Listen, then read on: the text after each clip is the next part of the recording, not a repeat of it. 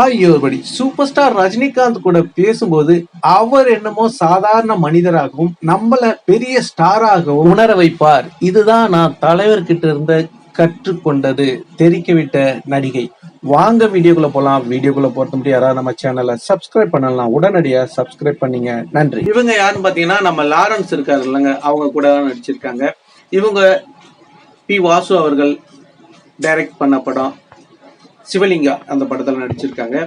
இவங்க என்ன சொல்றாங்கன்னா, சூப்பர் ஸ்டார் ரஜினிகாந்த் அவர்களை ஒரு தடவை நான் மீட் பண்ணேன் மும்பைல வச்சு. அப்போ லாரன்ஸ் கூட தான் அவங்க நடிச்சிட்டு இருந்திருக்காங்க.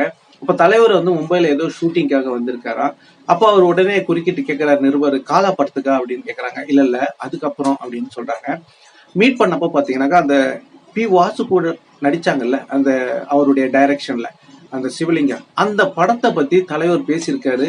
அது மட்டும் இல்லைங்க, உங்களுடைய அந்த நடிப்பு அவ்வளோ அற்புதமா இருந்துச்சு அப்படின்னு அவங்கள புகழ்ந்து சொல்லியிருக்காரு.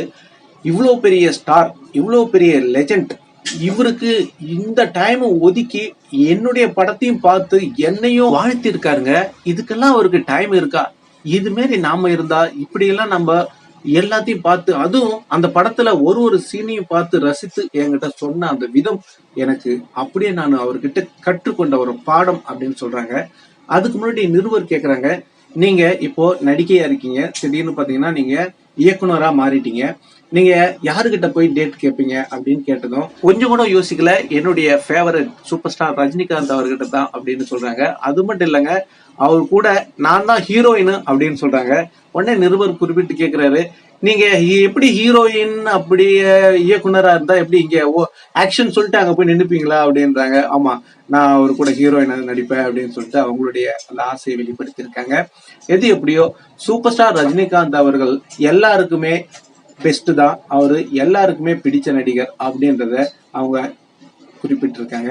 அது மட்டும் இல்லைங்க, அவருடைய குணம் அந்த ஹாம்பிள், அதாவது டவுன் டு ஹெர்த், சிம்பிளிசிட்டி, இதெல்லாம் பார்த்து நான் வியந்திருக்கேன் அப்படின்னு சொல்லியிருக்காங்க. எல்லாருக்குமே தெரியும் சூப்பர் ஸ்டார் ரஜினிகாந்த் அவர்கள் அவங்க ஆக்டரா இருக்கட்டும் இல்ல டெக்னீஷியனா இருக்கட்டும், அவங்க பெரியவங்களா சின்னவங்களா அப்படின்னு பார்க்க மாட்டாரா. யார் வந்தாலும் எழுந்து நின்று தான் பேசுவாராம். அது முக்கியமா பெண்கள் வந்துட்டா போதும், அவர் உட்கார்ந்தே பேச மாட்டாராம், எழுந்து நின்றுதான் பேசுவாராம். அப்படி பெண்கள் மேல மரியாதை கொடுக்கும் ஒரு மாபெரும் சூப்பர் ஸ்டார் ரஜினிகாந்த் அப்படின்றத எல்லாரும் புரிஞ்சுக்கணும். அவரு கூட பேசும்போது பாத்தீங்கன்னா, நான் என்னமோ பெரிய ஸ்டாராகவும் அவர் என்னமோ சாதாரண மனிதராகவும் மாறி அவ்வளவு கம்ஃபர்டபுளா பேசுறாருங்க. நம்மள ஒரு பெரிய ஸ்டார் ஆக்கிறாருங்க அப்படின்னு அவங்க தெரிவிக்க விட்டுருக்காங்க. அவங்க பேசிய அந்த நடிகை பேசிய வீடியோவை நீங்க பாக்கணும்னா உங்களுக்காக ஒரு சின்ன வீடியோ கிளிப் இதோ. உங்களுக்கு தான் ஒரு பெரிய ஸ்டார் இருக்கீங்க, அந்த மாதிரி உங்ககிட்ட பிஹேவ் பண்றாங்க. எல்லாருக்கும், எல்லா நடிகருக்கும் கிட்டத்தட்ட 99% 1% தான் அப்படி இப்படி இருக்கும். 99% நடிகைகளுக்கு favourite star super star Rajinikanth தான் அப்படின்றது நான் சொல்றேன். நீங்க இதுல ஏதாவது மாற்று கருத்து இருந்தா கண்டிப்பா கமெண்ட்ல சொல்லுங்க. இந்த தகவல் உங்களுக்கு பிடிச்சிருந்தா லைக் பண்ணுங்க, ஷேர் பண்ணுங்க, கமெண்ட் பண்ணுங்க, முக்கியமா சப்ஸ்கிரைப் பண்ணுங்க. சப்ஸ்கிரைப் பண்ணக்குள்ள பக்கத்துல ஒரு பெல் பட்டன் வரும், அதை கிளிக் பண்ணீங்கன்னா 3 ஆப்ஷன் காட்டும். ஃபர்ஸ்ட் ஆப்ஷன் ஆல் என்றதை செலக்ட் பண்ணீங்க. நன்றி, வணக்கம், ஜெய் ஹிந்த்.